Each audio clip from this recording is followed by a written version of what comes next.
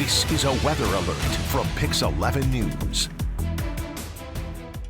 Hey everyone, I'm meteorologist Mike Masco. I was kind of contemplating whether to do a post or if I was just going to do a video just because there's so much to explain with this. So I'm in my home studio and I figured let's talk about this storm, have a real conversation about it, because in all honesty, every 3 to 6 hours, you're going to see a new post and a new forecast by somebody, whether it be a meteorologist or weather enthusiasts, somebody in the energy sector that is a meteorologist, or just somebody that is passionate about this stuff.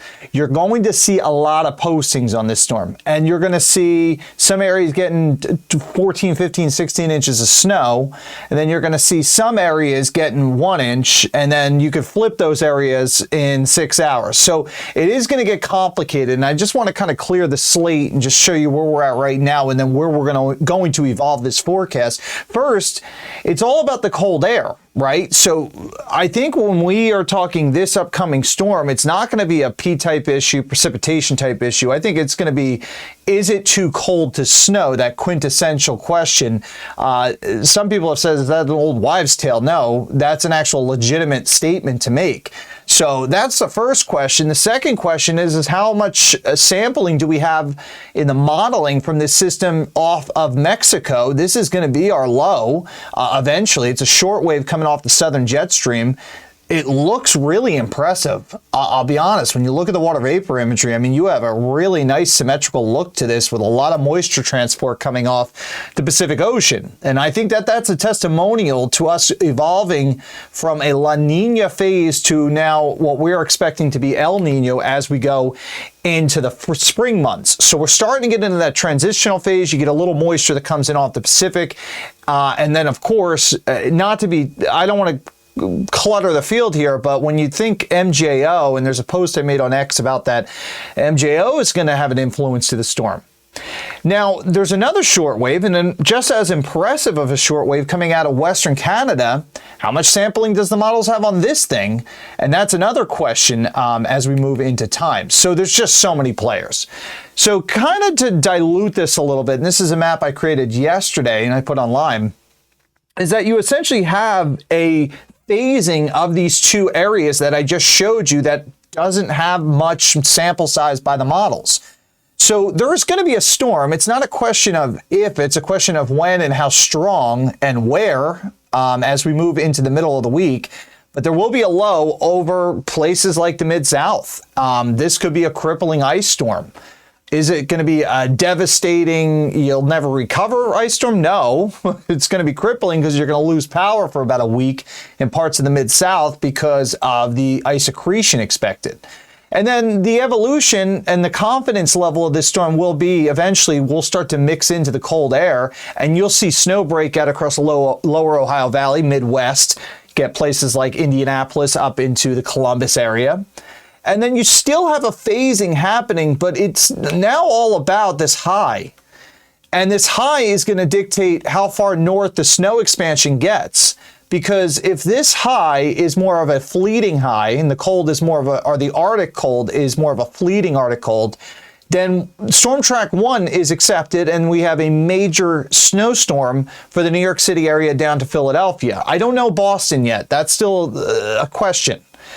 Storm Track 2 is Suppression City, and that's because the high just builds in and never fleets. And we just have a crushing suppression like last winter, where you'll get snows and a lot of snow across maybe southern Delmarva into central and southern Virginia. And then you could take that all the way down towards the Piedmonts of the Carolinas.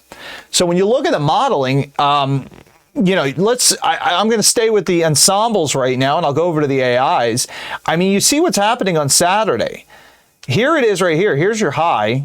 All right, so the storm's going to be somewhere in here. And then here's your suppression in here. This is all your Arctic high that's sitting here. So if you took this at face value, you'd say, well, this is Storm Track 2, right? And this is Storm Track 2 down to the south. However, this high has been trying to start to weaken a little bit on the modeling. And maybe this is just being modeled a little too far south. Maybe this high is up here a little bit more. All right. And if that's the case, then we go back to Storm Track 1 and it's game on for heavy snow.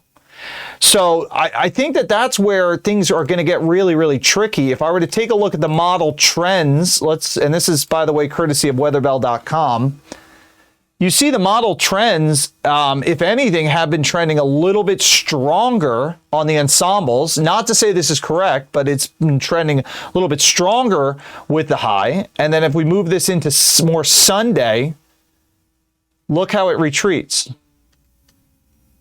It's interesting. Let's look at the trend here. So we would be into snow on Sunday in New York City, Philadelphia, if this storm comes to fruition. So this is Sunday morning. I'll take the ensemble here. And again, still a little bit of a trend, stronger 1033 high, the trends that is, and a little bit further to the south.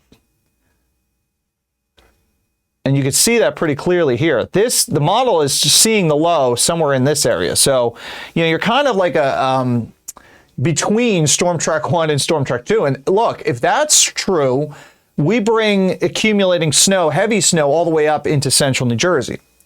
So that's the stuff that we're going to have to watch as we move into time, because it is very, very tricky, because you're going to have suppression. The question is the suppression line here?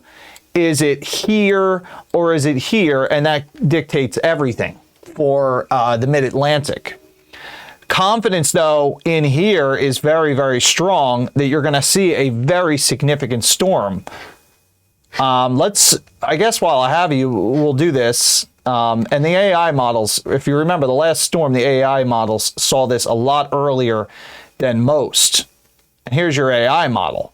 So Saturday night, watch how the high just builds out, and then you have the AI, which is essentially taking the low and doing something.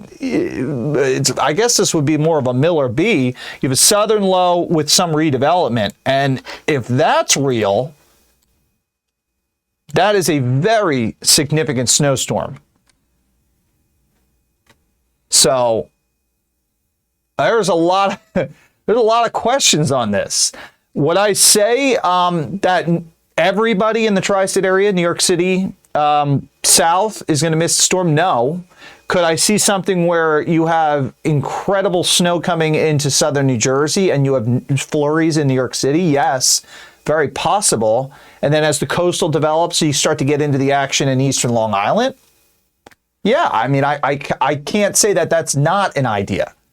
So I'll go back to Max here. So essentially, you're going to see, and just so we can kind of understand this, you're going to see the confidence continue to get better and better for Oklahoma City. Now, is Oklahoma City going to get 15 inches of snow? No.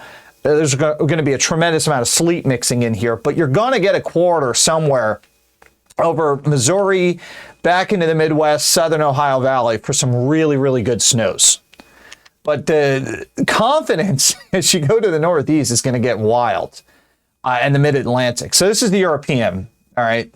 And this just shows you right there how incredible the snow cutoff could potentially be, where New York City, and this is, again, a model printout. This is going to flip, I can't tell you how many times, but it's showing you already, or starting to set the tone of how sharp there's going to be in terms of cutoff this go-around. And we could even show you the GFS. I mean, let's run this thing through, and again, this is Friday, Saturday night, fine. Then there's your Sunday. And again, very similar with really, really sharp cutoffs across the area. Central South Jersey, that would be a plowable snow. So if I were to pick a spot that I'd want to be, if I were a snow lover, you would want to be over central New Jersey and South Jersey, because I think the confidence is getting higher and higher. If you hate the snow, this go around, you kind of want to go north, right? Because there's more suppression, the Arctic air, the timing is looks to set up where you're going to shove the storm a little bit to the south. It's a really interesting storm. I'll be back on TV tomorrow morning on Pix 11 Morning News starting at 7. I'm going to put out some maps. I don't think I'm going to throw numbers on that map yet, because that would be a little insane. But I think we need to start to evolve this forecast to a real conversation about snow, because before long, we're going to be Saturday night, Sunday. It is going to be a long storm. I don't think it's a short one. I don't think it's like these little nickel and dime short waves. I think it's going to be a little bit of a stronger, little more moisture driven and longer duration event. And we will be talking snow ratio. So all the model stuff you see 10 to 1, I don't think we're playing 10 to 1 deals. I think we're going to be playing something a little bit greater than that. So that's how I see it right now. I'll keep updating, and we'll talk again on TV tomorrow morning on the morning show at 7 a.m. on Channel 11. Have a great day.